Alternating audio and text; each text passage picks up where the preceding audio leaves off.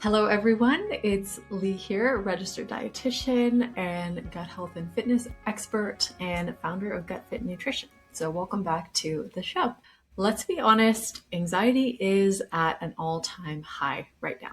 So many of us are feeling overwhelmed, disconnected, and just plain down about the state of the world between getting hit with constant bad news, from seeing it on your phone to the TV to your friend telling you about it, busy schedules, and then, of course, the pressure to stay positive.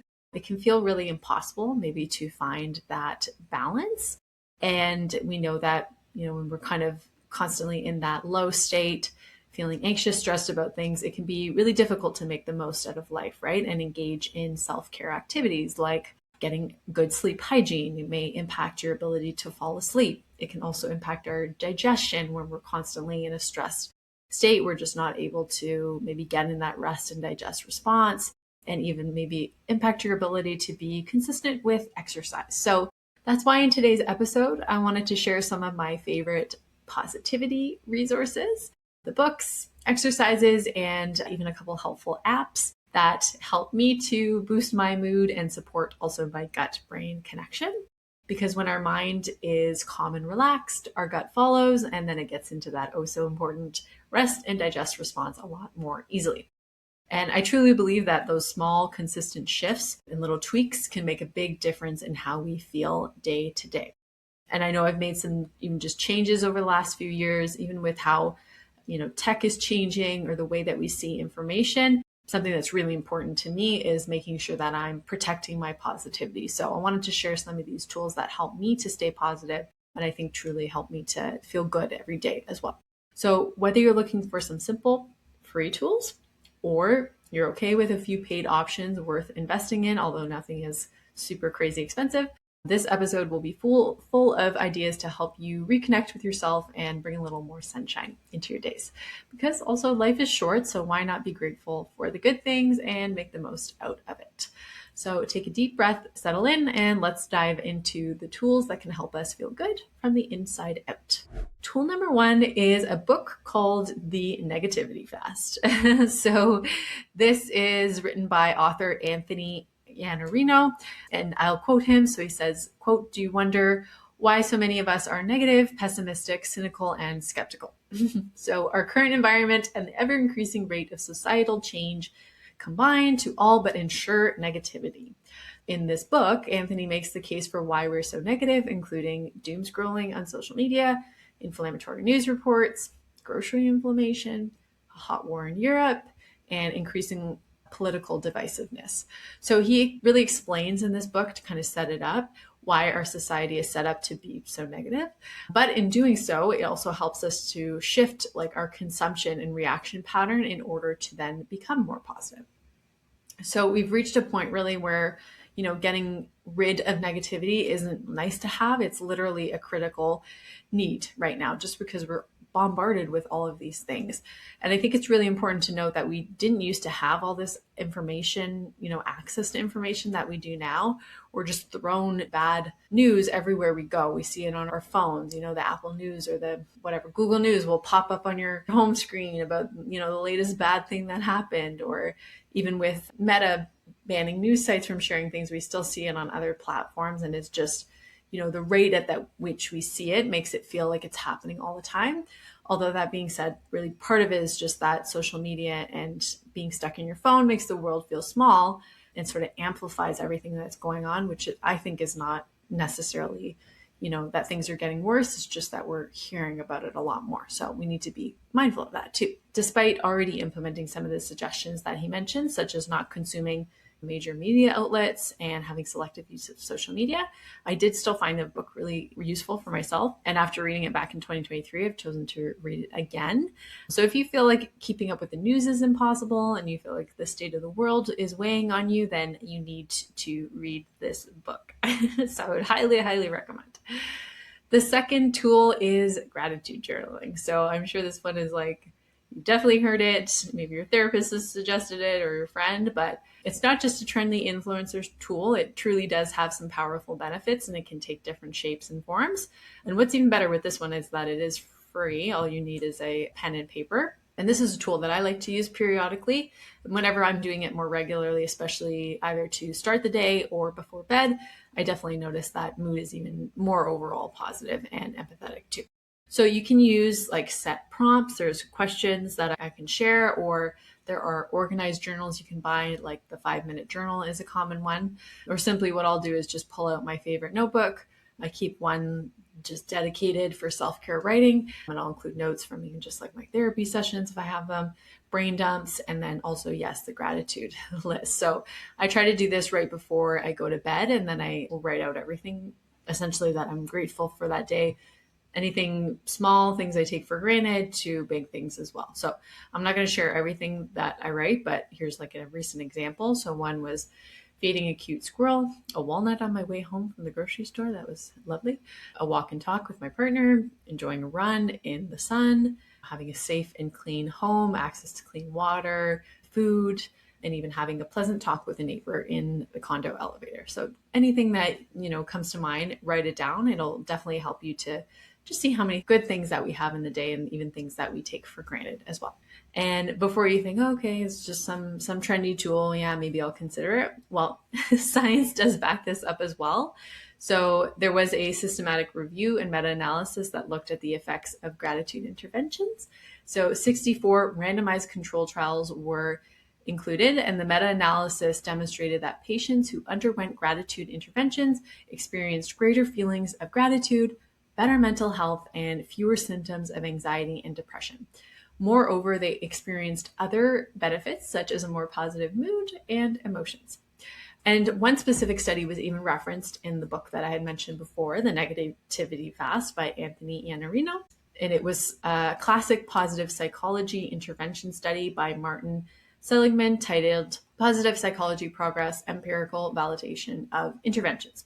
So in this study, participants were randomly assigned to various positive psychology experiences, including a 3 good things exercise, a gratitude visit exercise using signature character strengths, as well as a couple others.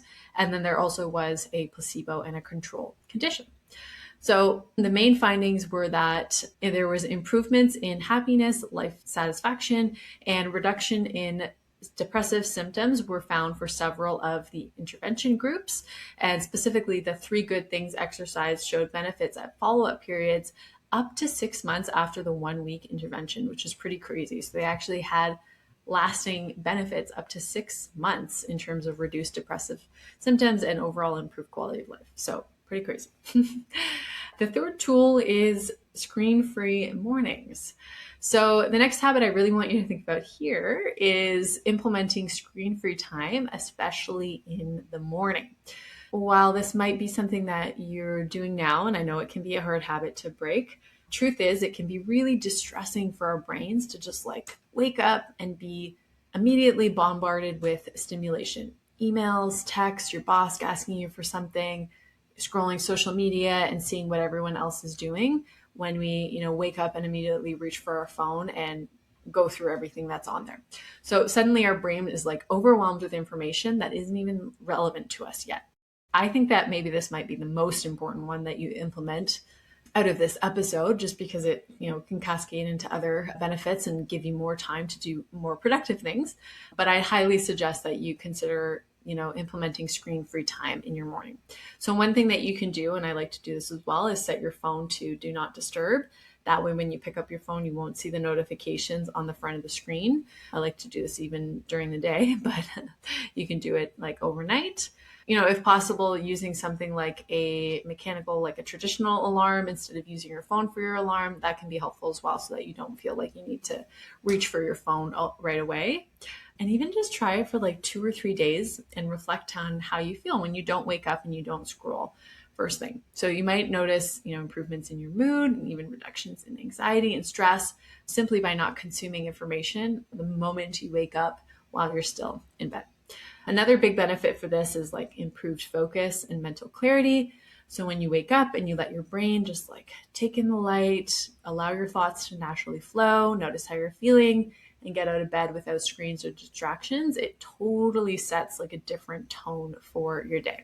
And a lot of people I find, helps us to be more consistent with other supportive habits. So getting up and drinking water, making sure you're getting movement in the morning, stretching, even doing your gratitude journaling, just because your time isn't, taken up by scrolling, which I would say probably is a waste of time at best, but probably, negative impact on your mental health overall.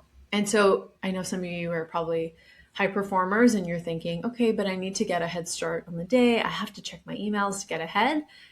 Chances are you're probably not at your best or most productive when you look at your phone first thing anyway. So why not just give yourself a break and help yourself, get off to the best start. So I would suggest, even just starting with 15 minutes of screen-free time if this is new to you, but ideally even working yourself up to an hour before diving into emails, social media, notifications, and instead focusing on what your body and mind actually need to set you up for success.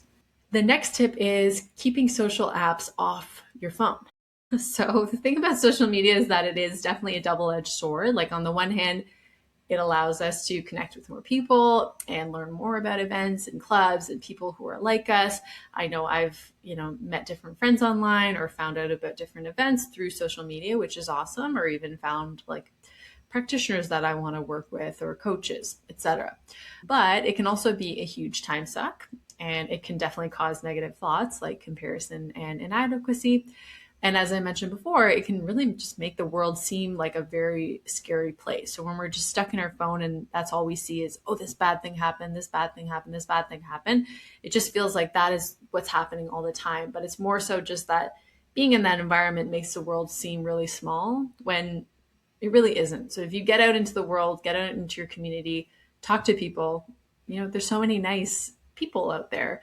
If you just connect with people, you'll realize that, at the end of the day, humanity is not broken. We have people out there.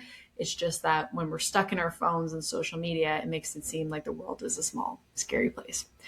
So these days, I know just with the change in like algorithms and all that, it can be really hard to control what's on your feed. So we used to say like, oh, you could unfollow people or, be mindful of what you're looking at. But these apps have geniuses working behind the scenes to keep you hooked. So getting more difficult. And, even for myself too, like I love to put out free content. I'm very active on my Instagram page with some support as well. But I do that because I want to be a trusted source of information online, help people struggling with IBS, gut issues, and wanting to, boost their performance, be able to find me. But I myself had to make sure I have some key barriers and boundaries around it, because I know if I spend too much time on it, I feel pretty crappy as well. And then I can't be the best version of myself or coach to others as well. So what I'll do is a few things. Like when I post, I will spend about 5 minutes interacting, and then I delete the app off my phone. So I actually don't keep Instagram. I would say I don't really use Facebook or LinkedIn. Those have never been apps on my phone, but I won't keep Instagram on my phone. I will delete it after I post, because I know if I keep it there, that I'm just going to be tempted to look at it. And honestly, even for me, even though it's boring, let's be honest, like the scroll on the feed is very addicting, but you just feel like mind numb after half an hour. So I'll delete it off my phone. And I really don't enjoy consuming much other content, although it's like nice to connect with people. I just don't find it's like the best way to get to know someone looking at their stories or all that. But, I prefer to call or meet up with friends or text as well. And even when I travel, I'll make a point to like take photos that I enjoy, but I'll stay off posting and then share some photos when I'm back. So I'd encourage you to think about ways that you can implement these boundaries as well. Sometimes it even can be good to have a good reset, like take a week or two off entirely. Take a social break if you have that luxury. You don't have to use it for business or, absolute communication, and then be able to come back at it with it at a fresh mind and see what boundaries you could set. The next positivity resource that also is pretty much free is spending time in nature. So according to the American Psychological Association, they said spending time in nature is linked to both cognitive benefits and improvements in mood, mental health, and emotional well-being. So feeling connected to nature can help us produce similar benefits to endorphins, regardless of how much time we spend outdoors. And both green spaces and then blue spaces, so aquatic environments, can produce these well-being benefits. And they actually say more remote and biodiverse spaces, which is interesting, may be particularly helpful, although definitely urban parks and trees can lead to positive outcomes too. And there was actually a study on this as well. So it was of nearly 20,000 adults across the United Kingdom, published in scientific reports, they found that people who spend at least 2 recreational hours in nature during the previous week reported significantly better health and well-being. And this pattern held true across age groups and even for people with chronic health conditions. It didn't matter where they got those 2 hours all at once or spread out throughout the week, the benefits were still there. So pretty interesting. So we don't know exactly right now, specific recommendations, how much time in nature is enough, but this just goes to show that even just taking a walk in a park or going for a hike can definitely be a big mood boost. So I know it's more difficult definitely in the winter months if you live somewhere farther from the equator and you have to deal with a very tough winter, which is the time of year as I'm recording this episode. It's been pretty rough winter, but even just going for a walk in a park, there's no bad weather. We say only bad clothing. So getting dressed up and even making an effort to do that and go for a walk in a park can be really, really beneficial. Or even if you have like trails, if you live in an urban environment, there's probably trails or parks. Maybe you make a plan to visit after work or on the weekend when you have more time. And I always suggest to make sure we advocate for protection of these natural spaces. They give us so much benefit. So we want to make sure that we're protecting them as well. The next positivity tool is another free one, very low cost, no cost at all, is smiling at strangers on the street. So this is a big one for me. If you aren't thinking about it yet, I hope that it does inspire you. So in Toronto, the city where I currently live, was actually named, I think it was last year, one of the loneliest cities in the world. I will link the source in the show notes. And to reach its findings, researchers from the Toronto Foundation looked at local data provided exclusively to them from the Survey on Employment and Skills, which was conducted in spring 2023. And it also analyzed 2023 data from Mental Health Research Canada, who conducted a national survey about the mental health of Canadians in April and May of 2023. And the report found that the number of people indicating poor mental health had doubled during the pandemic. And in Toronto, specifically, 37% of adults, or about 925,000, said they felt lonely during at least 3 or 4 days in the last week in 2023. So this was about 28% higher than the rest of the country. So Canada, pretty crazy. But I'm not too surprised. So, many people in the city, we say live alone. We have a lot of those like tiny micro condos. And with the pandemic, a lot more people working from home. And then when we're not at home, we're like stuck in our phone. So sometimes it feels like even just when I try to go for a walk in the neighborhood, everyone's like on their phone, but not everyone is. So one of my goals last year was to like push past that. So I like to get out, either we'll go for a run or at least make a point of going for a walk. If I do a strength workout in the morning, and I'll try to make eye contact with people and smile with as many people who are looking up. And even living in a condo too, sometimes even though we live so close to people, it's a little bit different. I find than like a residential area where, neighbors know each other. Sometimes at a condo, there's this like weird etiquette where people just ignore each other on the floor or the elevators. So I will always make a point to like say good morning or say hello or try to talk to neighbors on the floor and the elevator, just to like incorporate that social connection too. Science supports this as well. So when we smile, our body actually relaxes and we increase production of feel-good hormones. And according to Harvard Medical School's Department of Health, optimism, which is linked to smiling, is associated with a lower risk of early death from cancer and infection. So when you leave your home, I would encourage you to put that phone away. You can walk down the street without needing to check it every 5 seconds and just look up and smile at people. And as I mentioned, when we're stuck in our phone and social media, it makes the world seem scary and small. But if you really get out there and we interact with the people, our neighbors, the people on the street, you'll find that there's actually so many nice people out there. And a lot of other people are also craving that social connection too. So I think it's one great way that we can make the world a better place, even in our local community, is just being a better human and engaging more with people and being a more positive social connection with more people. Trust me, you will feel better. The next tool, so we're getting to the end of the list here, but the next tool is morning routine. So this kind of feeds off another one, screen-free morning, and other things that I've said. And I have chatted about this pretty in depth in a previous episode, which you can find titled Morning Habits, What to Do First Thing for IBS and Bloating Relief. But I wanted to highlight it here because it really is such an impactful tool for overall positivity as well. So what you do in the first hour of your day really truly sets the stage for your mood and your nervous system, right? That's why we said we don't want to be consuming news, social media, work emails the moment we open our eyes, because it really can lead us just be in a much more chaotic, anxious state for the rest of the day. So for myself, I know I have a, morning routine that is non-negotiable. I keep it consistent no matter if I'm traveling, no matter if I have a super busy day. I get it done because I know that my day will not be the same if I don't have my morning routine. So sometimes it's a little more extensive. If I have a quieter day at work, or if I have a busy day, then I'll focus on the bare minimum, but it always gets done. And it's always 90 minutes long. So it could be longer than that, but it's at least an hour and a half before I start any work. I look at anything or check any emails or anything. So I always start with hydration, as you'll hear in the other episode. I love to get movement. So I'll either go for my run in the morning, or I will jog to the gym that I have a membership and do weight training. Or if I do it in my condo building, then I'll make sure to go for a little walk after, so that I also get some sunlight. Getting outside in the morning is super important to me. I like to get that sunlight within the first 1 to 2 hours of waking, because we know it can also boost mood, boost energy, especially in the winter when we're stuck inside more. Just to see the sky, not through a window, just is so much better than staying inside. And then I'll also come back. I focus on hydration. So I'll drink water and electrolytes first thing. And then I try to have some fuel with at least 30 grams of protein. So those are like every day, no matter what, get them done, because I just feel so much better if I do. And the last thing I'll do before anything else, before I work, is I love to set my shower to cold. So I'll always start with a hot shower. I don't like to start with a cold, but I'll always at the end set it as cold as the shower will get.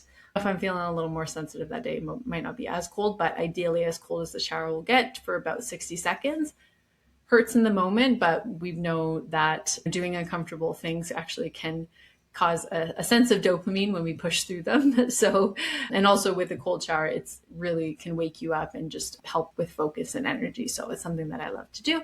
So the trend of the cold plunges and the ice baths actually does have some science behind it, not so much for recovery, but more from like a mood and focus perspective. It definitely helps as well. And then once I've got that morning routine done, then I will make my coffee for the day. I don't like to have it earlier, so I'll make it once I get through my morning routine, and then I will dig into work. And at that point, I feel like I'm much more calm and focused human, and I'm able to be the best version of myself from my day as well. So if you want to go more in depth in this one, you can go back to that other episode on morning habits. And the eighth and final resource is another book. So this book is a little different than the Negativity Fast. It's called Stolen Focus by Johann Hari. So this is one of my all-time favorite books, and I highly, highly recommend you check it out, especially if everything I've said so far resonates with you. So this book essentially is a powerful examination of our modern attention crisis, and how constant distraction is also impacting our happiness, our mental health, and our overall well-being.